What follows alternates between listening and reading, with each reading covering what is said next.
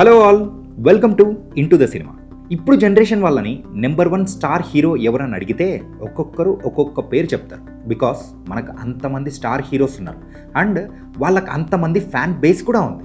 ఈ టాపిక్ అసలు ఇప్పుడు ఎందుకంటే ప్రజెంట్ జనరేషన్ అంటే ఈ జెన్జీ జనరేషన్ వాళ్ళు మెగాస్టార్ చిరంజీవి గారి ఉన్న ఆ రేంజ్, ఆ క్రేజ్ని తెలియక మన చిరంజీవి గారినే ట్రోల్ చేస్తున్నారు బికాస్ ఆఫ్ చిరంజీవి గారి లాస్ట్ ఫ్యూ సినిమాస్ యొక్క రిజల్ట్స్.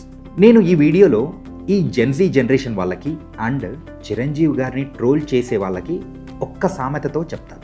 కుక్కలు మరుగుతూ ఉన్నప్పుడు సింహం వెనక్కి చూస్తుందా చెప్పండి? ఆయన సింహం లాంటివాడు.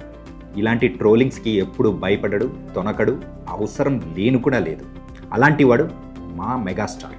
టాలీవుడ్ అనే జంగల్కి లయన్ లాంటి కింగ్ చిరంజీవి గారే. ఈ సినిమా జర్నీలో అసలు ఎలాంటి బ్యాక్గ్రౌండ్ లేకుండా నెంబర్ 1 హీరోగా ఎలా అయ్యారు అనేది మళ్ళీ ఒకసారి రీక్యాప్ చేద్దాం. ఈ జెన్జీ జనరేషన్ వాళ్ళకి మనకి తెలిసిన చిరంజీవిని పరిచయం చేద్దాం. మన తాత వాళ్ళ జనరేషన్లో నెంబర్ 1 హీరో ఎవరు అంటే టక్కుమని ఎన్టీఆర్ గారు అంటారు. మన నాన్న వాళ్ళ జనరేషన్ ఎవరని అడిగితే పెద్దగా సందేహం లేకుండా ఒకే ఒక్క పేరు చెప్తారు, ఆయనే మెగాస్టార్ చిరంజీవి. చిన్న చిన్న రోల్స్ చేసుకుంటూ విలన్గా యాక్ట్ చేసి తర్వాత హీరో ఎలా అయ్యారు, తనలో యాక్టర్ని ఎలా ఎక్స్ప్లోర్ చేశారు, ఒక స్టార్ హీరో ఎలా అయ్యారు, నెంబర్ 1 పొజిషన్ని కొన్ని డెకేడ్స్గా రూల్ చేశారు. ఈ వీడియోలో ఆయన జర్నీ గురించి తెలుసుకుందాం. మెగాస్టార్ చిరంజీవి గారి బెస్ట్ మూవీస్ లిస్ట్ చేయాలి అంటే ఒక్క వీడియో సరిపోదు. 150+ సినిమాలు ఉన్న ఆయన సినీ ప్రస్థానంలో ఎన్నో గొప్ప చిత్రాలు అండ్ ఎన్నో క్లాసిక్స్ ఉన్నాయి అండ్ దాంతోపాటు ఫ్లాప్లు కూడా ఉన్నాయి. ఆ ఫ్లాప్ మూవీస్ కూడా థియేటర్లో ఫ్యాన్స్ చాలా చక్కగా ఎంజాయ్ చేశారు. చిరంజీవి గారి అసలు పేరు శివశంకర వరప్రసాద్. అదేనండి, మన శంకర వరప్రసాద్ గారే. మన మెగాస్టార్ చిన్నప్పుడు పోలీస్ అవుదామనుకున్నారు, కానీ ఆయనలో ఉన్న యాక్టర్ని ఆయనే గుర్తించారు. సినిమాలోకి వెళ్దామని గట్టిగా డిసైడ్ అయ్యారు. తన సినిమా ప్రయాణాన్ని మొదలుపెట్టారు. చాలా కష్టాలు, ప్రయత్నాల తర్వాత చిరంజీవి గారికి పునాదిరాళ్ళు సినిమాలో మొదటి ఛాన్స్ వచ్చింది. ఆ సినిమాకి నంది అవార్డు కూడా వచ్చింది. స్టార్టింగ్లో ఆయనకి మంచి రికగ్నైజేషన్ తెచ్చింది మాత్రం పున్నమి నాగు మూవీ. ఆ మూవీలో ఆయన చేసిన నెగిటివ్ రోల్, స్నేక్ లాగా బిహేవ్ చేసిన ఆ క్యారెక్టర్, యాక్టింగ్కి అందరూ ఫిదా అయిపోయారు. ఎవరి యాక్టర్ అని చెప్పేసి వెతకడం మొదలుపెట్టారు.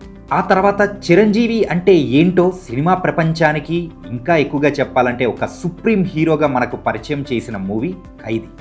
ఆ ర్యాంబో స్టైల్ కాస్ట్యూమ్స్, పోలీస్ స్టేషన్లో ఫైట్లు చూసి మాస్ ఆడియన్స్కి పూనకాలే తెప్పించాయి. ఆ తర్వాత నుంచి మనకు తెలుసు కదా, అప్పటి నుంచి ఖైదీ అంటే మనకు గుర్తొచ్చేది మన చిరంజీవి గారే. ఆయన కెరియర్లో వచ్చిన ఎన్నో అద్భుతమైన మూవీస్ గురించి కొంచెం మాట్లాడుకుందాం. అందులో నాకు గుర్తొచ్చేదంటే ఆయన స్టార్టింగ్ ఆఫ్ ద కెరియర్లో ఉన్న అభిలాష. ఈ మూవీ ఒక solid court room drama. Common man issues మీద చేసిన ఈ మూవీతోనే ఆడియన్స్కి మరింత దగ్గరయ్యారు. తర్వాత మూవీ ఛాలెంజ్. గాంధీ అనే కుర్రోడు 50 లక్షలు ఎలా సంపాదించాడు అనే కాన్సెప్ట్తో మళ్ళీ సూపర్ హిట్ కొట్టేశారు. చిరంజీవి గారి సినీ జర్నీలో మనం ఇంకొక మూవీ గురించి ప్రత్యేకంగా మాట్లాడుకోవాలి. అదే చంటబ్బాయి. చిరు గారిలోని కామెడీ యాంగిల్ని జంజాల గారు ఈ మూవీతో బయటికి తెచ్చారు. It's a timeless comedy classic. ఇలాంటి బ్యాక్ టు బ్యాక్ సక్సెస్ ఉన్న టైంలో స్వయం కృషి అనే మూవీ చేశారు. ఆ మూవీలో ఆయన చెప్పులు కుట్టే వ్యక్తిగా యాక్ట్ చేసి ఆయనలో ఉన్న గొప్పతనాన్ని మరొకసారి నిరూపించుకున్నారు. ఇలా ఎన్ని మూవీస్ ఉన్నా చిన్న పిల్లల దగ్గర నుంచి పెద్దవాళ్ళ వరకు గుర్తుండిపోయే సినిమా జగదేక వీరుడు అతిలోక సుందరి. ఈ మూవీ టైంలో వరదలు వచ్చాయట. అయినా కానీ ఈ మూవీ సూపర్ హిట్తో ఆ వరదలను కూడా తట్టుకొని నిలబడిందంటే ఈ మూవీ యొక్క స్టామినా ఏంటో మనకు అర్థమైపోతుంది. ఫ్యాంటసీ అండ్ కమర్షియల్ ఎలిమెంట్స్ని మిక్స్ చేసి రాఘవేంద్రరావు గారు పర్ఫెక్ట్గా చిరంజీవి గారిని ఒక జగదేక వీరుడిగా ప్రజెంట్ చేశారు. మాస్ ఆడియన్స్కి పూనకాలు తెప్పించిన మూవీ అంటే మనందరికీ గుర్తొచ్చేది మన గ్యాంగ్ లీడర్. మన చిరంజీవి గారు మాస్ ఆడియన్స్ని ఫుల్గా ఎంటర్టైన్ చేసిన మూవీనే ఈ గ్యాంగ్ లీడర్. అది కూడా సూపర్ హిట్. సూపర్ హిట్ ఏంటి, బ్లాక్ బస్టర్. చిరంజీవి గారి కెరియర్లో మాస్ క్లాస్తో పాటు అందరూ చూడదగ్గ మూవీ అని చెప్పుకోవాలి అని అంటే ఆయన కెరియర్లో చెప్పుకోవాల్సిన మూవీ ఘరానా మొగుడు.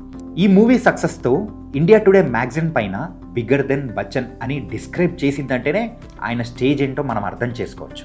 ఇన్ఫ్యాక్ట్ ఈ మూవీ తర్వాత ఆయన హైయెస్ట్ పెయిడ్ యాక్టర్ మన టోటల్ ఇండియాలోనే. చిరంజీవి గారి కెరియర్లో హిట్సే కాదు, ఫ్లాపులు ఉన్నాయి. అంత ఎత్తు చూసిన ఆయన అల్లాన్ని కూడా చూశాడు. ఘరానా మొగుడు సినిమా తర్వాత 1994 నుండి 1996 మధ్యలో ఆయన కెరియర్లో కొన్ని ఫెయిల్యూర్స్ వచ్చాయి. ఇదే చిరంజీవి గారి కెరియర్లో ఒక డార్క్ ఫేస్. ఆ టైంలో వచ్చిన SP Parasuram, the gentleman, big boss మరియు రిక్షావాడ్ ఇలాంటి మూవీస్ బాక్స్ ఆఫీస్ దగ్గర పెద్దగా ఆడలేదు. చిరంజీవి గారి మూవీస్లో కంటెంట్ రొటీన్గా ఉండడం, మాస్ ఇమేజ్ కోసం ఎక్కువగా ట్రై చేయడం అండ్ ఫ్యామిలీ ఆడియన్స్కి దూరం అయిపోయారు. కమర్షియల్గా కొంచెం పర్వాలేదు అనిపించినా చిరంజీవి గారి ఇమేజ్ని అవి కొంచెం డ్యామేజ్ చేశాయనే చెప్పుకోవాలి. ఇలా వరుస ప్లాపులు వస్తున్న టైంలో చిరంజీవి గారు తన కెరియర్లో కొంచెం గ్యాప్ తీసుకున్నారు. ఎటు చూసినా ఫెయిల్యూర్స్, 4 సినిమాలు ఫ్లాప్. అప్పుడు చిరంజీవి గారు ఒక్కటే డిసైడ్ అయ్యారు, తన ఇమేజ్ని కంప్లీట్గా పక్కన పెట్టి కొత్త రకంగా మనం ట్రై చేయాలి అనుకున్నారు. అప్పుడే మలయాళంలో హిట్ అయిన హిట్లర్ని తెలుగులో రీమేక్ చేశారు. చిరంజీవి గారు అప్పటిదాకా మెయింటైన్ చేసిన మాస్ యాక్షన్ హీరో ఇమేజ్ని పక్కన పెట్టి ఒక 5 చెల్లెలకు ఒక అన్నగా, బాధ్యత గల పెద్దన్నయ్య క్యారెక్టర్లు కనిపించారు. ఈ మూవీతో ఫ్యామిలీ ఆడియన్స్ మళ్ళీ చిరంజీవి గారికి దగ్గరయ్యారు. 5 మంది చెల్లెళ్ళ కోసం తన లైఫ్ని సాక్రిఫైస్ చేసిన మాధవరావు క్యారెక్టర్ని ఆడియన్స్ని బాగా ఎంటర్టైన్ చేసింది. ఇన్ఫ్యాక్ట్ మన ఇంట్లో ఒక పర్సన్గా చిరంజీవిని చేసింది. ముత్యాల సుబ్బయ్య గారు డైరెక్ట్ చేసిన హిట్లర్ సినిమా 1997లో సెన్సేషనల్ హిట్ అయింది. బాక్స్ ఆఫీస్ రికార్డును తిరగరాసింది. ఈ సినిమాస్తోనే మెగాస్టార్ ఈజ్ బ్యాక్ అని క్లారిటీ వచ్చింది. హిట్లర్ తర్వాతే మాస్టర్, బావగారు బాగున్నారా, చూడాలని ఉంది లాంటి హిట్స్ మళ్ళీ ఆయన సొంతం చేసుకున్నారు. ఫ్యామిలీ ఆడియన్స్కి మరొకసారి అన్నయ్య ఈజ్ బ్యాక్ అని అనిపించుకునేలా చేశారు. 2000స్లోకి వచ్చిన తర్వాత చిరంజీవి గారి నుంచి వచ్చిన అన్ని మూవీస్ నాకు బాగా ఇష్టమే. కానీ అందులో ఇప్పటికీ టీవీలో వస్తున్నా కానీ కూర్చొని చూసేలా చేసిన మూవీ ఇంద్ర.